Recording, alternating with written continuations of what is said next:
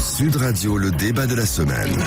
Eh bien justement, parlons de Noël. Est-ce que vous arrivez à en profiter de ce Noël entre l'inflation, les grèves dans les trains, on en a parlé hier, la reprise du Covid et autres grippes, on l'a entendu dans le journal.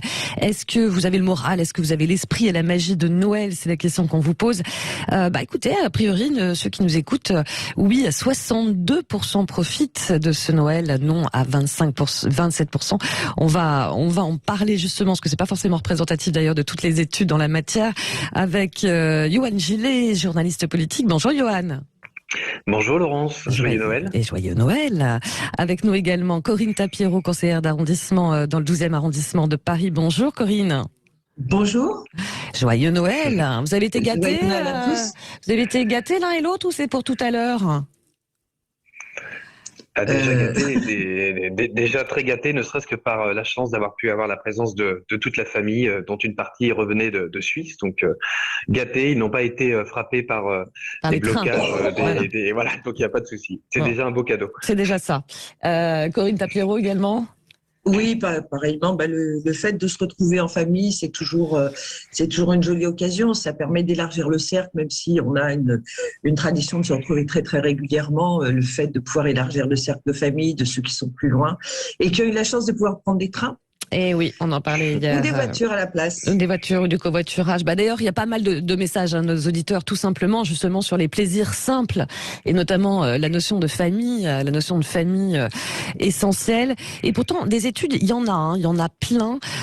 Notamment, il y a l'étude récente de l'Institut indépendant Cluster 17. Ça, c'était pour Le Point, avec un moral plutôt en berne. 69% des sondés même ont du mal à se projeter en disant que 2023 sera encore moins bonne que l'année 2022.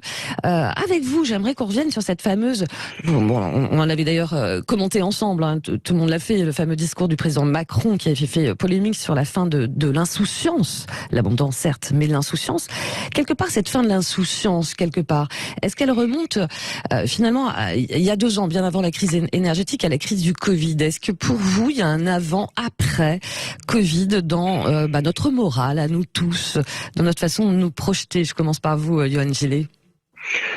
D'abord, l'insouciance, la fin de l'insouciance, elle avait commencé chez notre jeunesse, qui avait été quand même pas mal désociabilisée par cette affaire effectivement de Covid, où le moment où on se construit, où on apprend les relations sociales, où on se teste, n'avait pas pu se faire dans de bonnes conditions. Donc oui, la fin de l'insouciance avait déjà commencé là. Je crois que la fin de l'insouciance, elle a commencé depuis un bon bout de temps. Enfin, je veux dire, à partir du moment où vous avez un nombre de pauvres, de travailleurs pauvres dans notre pays qui atteint des records, forcément, vous ne pouvez pas parler d'insouciance. À partir du moment où on vous évoque tout le temps, à juste titre d'ailleurs, que nous sommes en train d'abîmer sans raison et dans une folie absolue à cause d'un capitalisme insatiable notre planète. Oui, forcément, l'insouciance, elle est morte et enterrée depuis déjà un bout de temps. Alors attention, après, l'insouciance, elle n'est pas là pour tout le monde. Vous voyez que Bernard Arnault est très heureux de pouvoir se disputer toujours la première place avec Elon Musk. Et puis, vous voyez aussi que notre première ministre est heureuse de fêter Noël avec ses collaborateurs, avec un maillot de l'équipe de France avec marqué 49.3 dessus, parce qu'elle a battu son record. Elle est très heureuse d'avoir fait 10 49.3 sur un projet qui normalement est censé se discuter, parce que c'est important, le budget d'État et la sécurité sociale.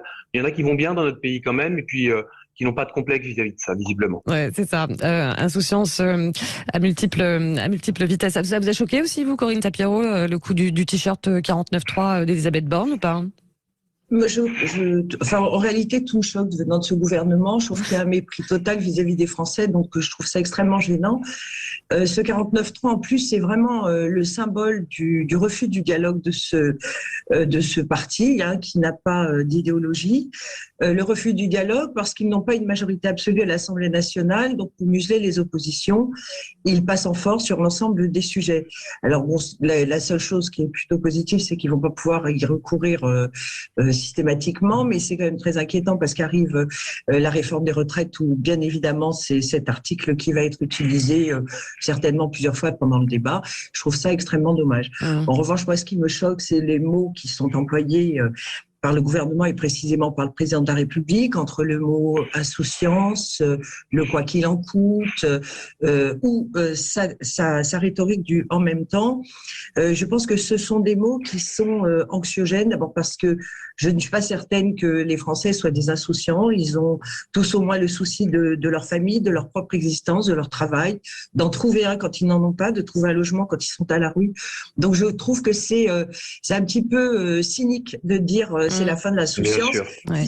Il faut plutôt dire c'est la fin de la distribution automatique d'argent parce qu'il n'y en a plus dans les caisses de l'État. C'est peut-être plutôt ça la réalité. Vous voulez rebondir à ce sujet, Yohann Gillet ? Oui, alors de dire qu'il y en a De la distribution automatique d'argent parce qu'il n'y en a plus dans les caisses de l'État. C'est peut-être plutôt ça la réalité. Vous voulez rebondir à ce sujet, Yohann Gillet ? Oui, alors de dire qu'il y en a plus dans les caisses de l'État, c'est tout à fait vrai, ce qui ne veut pas dire qu'il y en a plus tout court. C'est effectivement que l'argent n'est pas au bon endroit, ce qui est pas la même chose. Oui, vous savez, Corinne, que je suis très heureux de retrouver d'ailleurs sur Sud Radio, ça faisait un petit bout de temps qu'on n'avait pas parlé ensemble, évoquer la question de l'âge de départ à la retraite. Moi, je me repassais encore en rétrospective comme ça de l'année, un petit peu tous les discours, puis je suis remonté jusqu'à 2017 au moment où Emmanuel Macron promettait que il n'y aurait pas de décalage de l'âge à la retraite, qui disait même que ce serait hypocrite de le faire à l'heure où déjà on est en train de pousser dehors les personnes qui arrivent à la cinquantaine et dont on essaie de se débarrasser pour pas qu'elles coûtent cher, vision extrêmement terrible, délétère de la société et du rapport entre les gens. Et il disait de toute façon, il y a une chose qui fait que je ne le ferai pas, ce décalage de l'âge de départ à la retraite, c'est que je l'ai promis que je ne le ferai pas. Et vous voyez qu'aujourd'hui, je veux dire qu'on explique aux enfants que le Père Noël existe parce qu'on veut mettre un peu de magie, c'est un petit entorse à la réalité qui apporte de la magie. Là, je vois pas la magie qu'apporte Emmanuel Macron et je vois surtout la détérioration du crédit de la vie publique, de la parole politique en permanence. Les gens ne vont plus voter, on le sait, nous avons vu les résultats des dernières élections. À un moment donné, il y a un problème démocratique, un problème de rapport de force en permanence, de rapport à la vérité. Et ça pèse aussi sur le moral des gens, comme la crise du dialogue social dont parlait Corinne Tapiero aussi. Oui. Bien sûr. De la même manière, merci Yohann d'avoir fait ce flashback, parce que moi je suis allée remonter un petit peu plus en arrière aussi, comme vous, et parce que je suis très très bouleversée de voir tellement de gens dans les rues. Je suis très agacée qu'au moment de Noël, tout le monde se soucie de leur offrir un bon repas alors qu'on peut les laisser crever tranquillement sur les trottoirs dans l'indifférence générale. Donc ça m'exaspère. Et en 2017, il avait dit qu'il allait débloquer le président de la République allait débloquer des logements d'urgence et qu'il n'y aurait plus personne dans les rues. On est à 300 000 SDF. Donc, il a été assez agacé de voir dans les médias qu'on contestait un petit peu sa parole puisqu'il disait blanc puis il faisait vert. Et il a dit, attention, c'est pas ce que j'ai dit. J'ai dit qu'il n'y aurait plus de réfugiés dans les rues. C'est quand même un petit peu gênant et c'est une façon, c'est ça le cynisme présidentiel et le cynisme de cette équipe gouvernementale avec le t-shirt du 49.3, de mettre un col roulé, alors on nous expliquait qu'on savait pas mettre les masques, ensuite on nous a obligé en mettre, on nous a expliqué qu'on savait pas se laver les mains au moment de la crise du Covid, on nous l'a appris.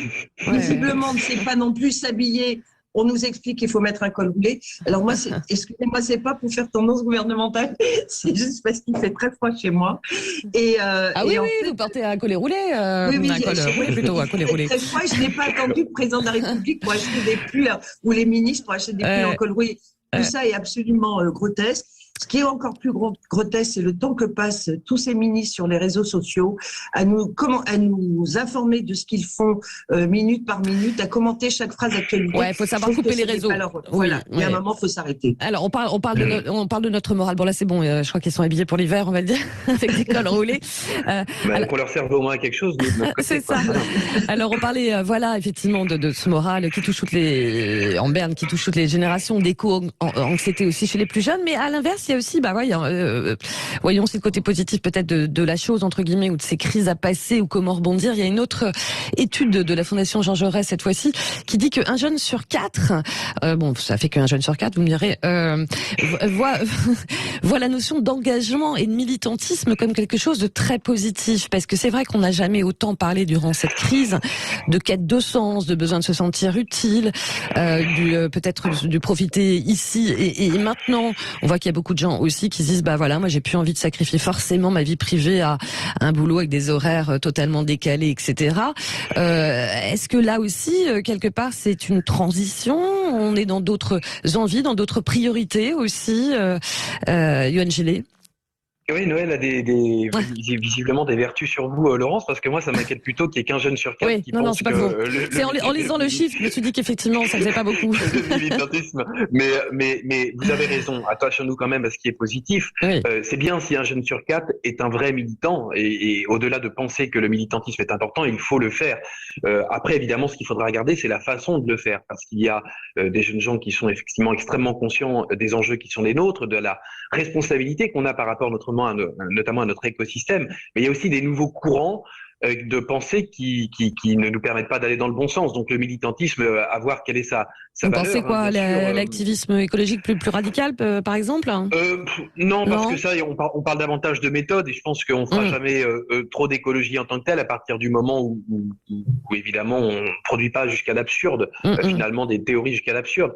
Non, je pense, moi, ce qui m'inquiète beaucoup en ce moment, c'est la question de la laïcité, où on est plus clair. Je vois notamment quand j'enseigne dans l'enseignement supérieur qu'il y a une grosse incompréhension sur ce que c'est que la laïcité, sur ce que c'est que défendre des minorités. Évidemment qu'il faut que les minorités soient défendues. En plus, vous voyez ce qui vient de se passer. Là, on a eu cet attentat, effectivement, de l'assassinat de 3 Kurdes. Et le racisme tue. Le racisme est une plaie, est une tragédie dans notre pays. Mais à l'inverse, parfois, on arrive à des théories jusqu'à l'absurde avec ces fameuses théories, vous savez, qui consistent à recatégoriser les gens selon qu'ils soient racisés, non racisés, etc., qui est un mouvement en très forte progression.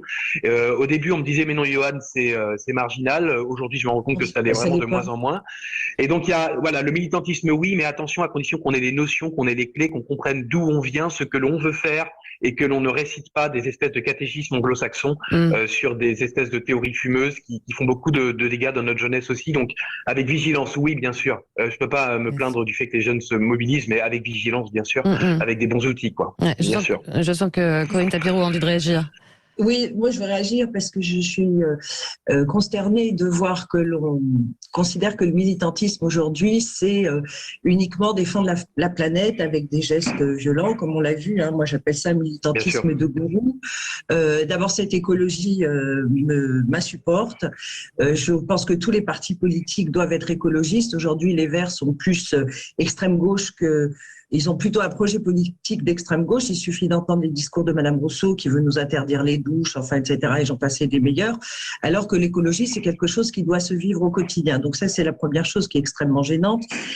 Concernant les atteintes à la laïcité qui sont répétées et perpétrées, on en a un exemple frappant avec l'interdiction des crèches dans certaines mairies, et que personne ne soit gêné par l'organisation d'un des repas de l'Iftar à la mairie de Paris. Donc ça dérange personne. Au contraire, on regarde ça avec beaucoup de mensuétude. Donc moi, je suis très gênée par Corinne, pour terminer. Ces 2 poids, 2 mesures. Et il est vrai que les jeunes sont de moins en moins engagés. C'est vrai qu'un sur 4, c'est extrêmement peu, mais parce que pour eux, ce sont des jeunes qui s'éveillent et qui ont une trop grande tendance à penser que les jeunes en construction, ce sont des mini-adultes. Il faut leur laisser le temps de réfléchir et de mûrir pour pouvoir s'engager en toute connaissance de cause et pas n'importe comment. Bon, écoutez, comme ça on terminera sur ce mot de la fin qui reste un petit peu positif, on va dire. Voilà. En vous souhaitant à tous les deux un joyeux Noël à nouveau.